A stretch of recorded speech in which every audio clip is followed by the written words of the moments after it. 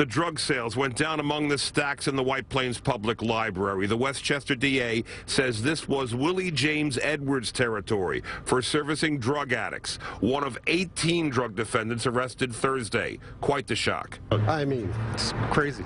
It doesn't surprise you at all? No, it doesn't. The DA stood with federal agents and cops from all over Westchester to announce the unraveling of several suburban heroin networks, a priority following a string of fatal overdoses last summer. These arrests dismantle a group of heroin dealers that pump narcotics into quiet residential neighborhoods 24 hours a day, 7 days a week. Take a look. 100 grand in cash, 2.5 kilos of smack, 7,000 glassine envelopes, and guns to protect it. Each of those guys had upwards of 25 customers that they dealt to in this area. We're told there were 2 locations for heroin sales here in White Plains that were busted, one in Yonkers, and each of those individual dealers didn't know each other. They worked independently, but their supplies were traced back to the Bronx. A guy named Luis Castro is in custody. We're told he's the big fish. We don't have his picture, but we're told as many as 100 Westchester County heroin users are now without a supply. This is a good time to come on in. In March, White Plains announced a no criminal charges, no questions asked program for addicts leading to free drug treatment.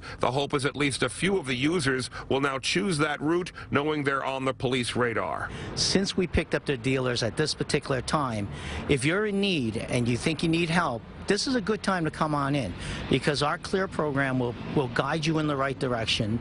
It's not going to be any expense to you, and it's really no questions asked. The lesson learned from America's long, fruitless drug war that arresting dealers is all well and good, but where there's a demand, there will always be a supply. We're in White Plains. Lou Young, CBS 2 News. Now, the DA says that the heroin they've been encountering lately is so powerful, it actually takes multiple doses of Narcan to reverse overdose symptoms on the street.